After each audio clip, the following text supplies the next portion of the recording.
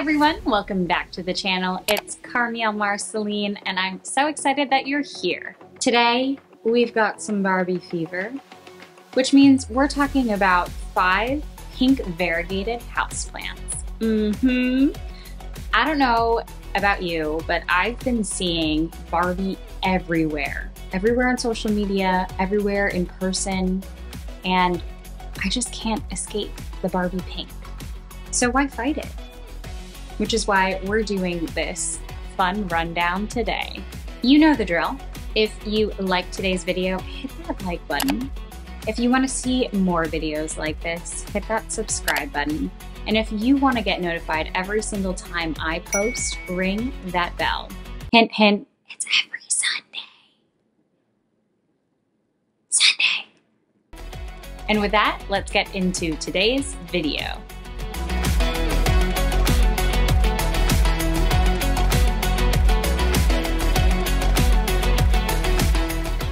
Plant number 1, a pink princess philodendron. We're starting off strong with a pink princess darling. Yes, I'm talking about the pink princess philodendron. This beauty has heart-shaped leaves, like many other philodendrons, but the color of the leaf is what makes it so magical. It's got this dark green coloration that looks almost black, depending on how much light you give it. And it's adorned with all of these streaks of a baby pink variegation.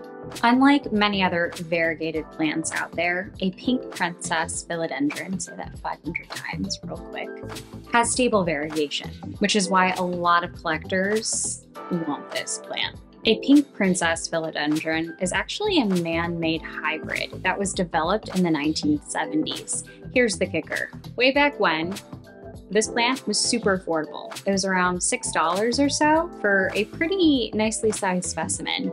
But of course, with the demand of rare plants, everyone wanting this in their collection, it drove the price all the way up. And during the pandemic, I am embarrassed to say that I spent $95 on a 4-inch plant, which I do not have right now because it unalived itself. But we're not going to talk about that. What's interesting though, now you can get a 6-inch pink princess for about $30 at your local grocery store. Home Depot has it, Kroger has it, so it's quite widely available. I really should have waited to get it. But you know what? You live and you learn. Plant number 2, variegated string of hearts. You may have seen this baby in my last video, which if you haven't watched, what are you doing? I'll link it up there. But a variegated string of hearts looks very similar to her sister, the regular one, except the heart-shaped leaves have a different color. It's got that malted green center, but on the outside edges of the leaf, it's got a creamy white, yellow, pink variegation. Unlike the regular one, the variegated string of hearts also grows on the slower side, which is typical of many variegated varieties. She's also more rare, not as much as it was a year ago. I'd say she's moving a little bit more toward the uncommon side. The variegation is a result of a genetic mutation, and it's unstable, which means it could possibly revert if you don't give it the optimal care, which means optimal sunlight, optimal watering, and humidity. I actually bought 3 little heart nodes off of a Facebook group about a year ago, and it's taken her quite a bit of time to root and grow. Definitely doesn't rival my regular string of hearts for sure. Plant number 3, variegated Alocasia Bambino. This baby almost made me add Alocasias back into my collection. Keyword almost. Part of the elephant ear family, this specific Alocasia has smaller green leaves, smaller than your typical Alocasia poly, and it's got beautiful splashes of a creamy white and a pale pink. I'd say this plant is on the rarer side, I saw pricing about $100 for a 4-inch plant. So pretty up there. I've also seen a lot of specimens for sale that are from tissue culture versus regular natural propagation. So do with that what you will.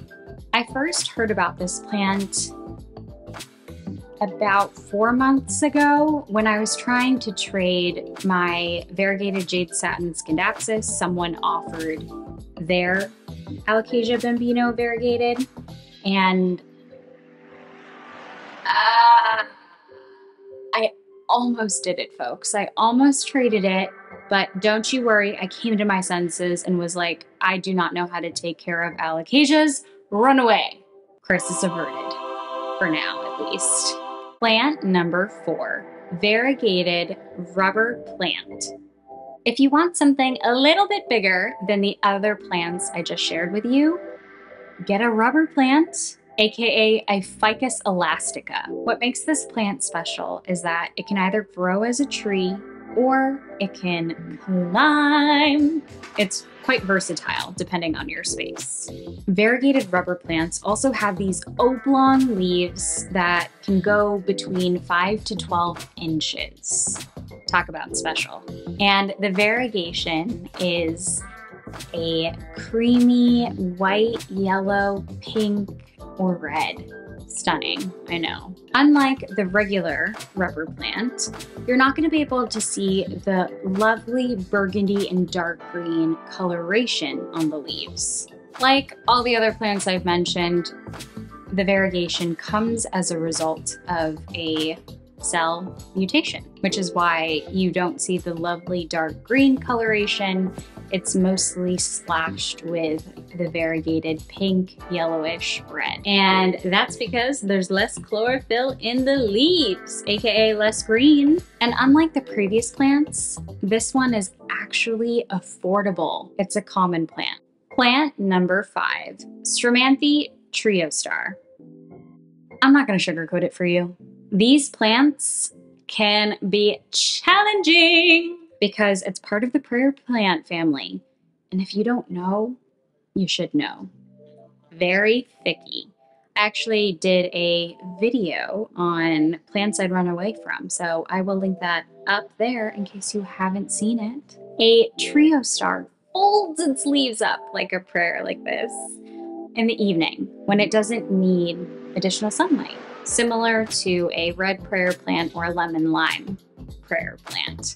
And it does this because there is liquid in special cells at the base of the plant, and it's evolved this way, and people aren't sure why or how. The Triostar has these long, pointy leaves that have streaks of green, creamy white, and pink, and the undersides are this beautiful fuchsia color. It's also found naturally in Brazil, and it's a common plant, so you bet you're going to be able to find it at many plant stores near you. There you have it. Those are 5 pink variegated plants. Woo! Barbie fever, baby! Yes.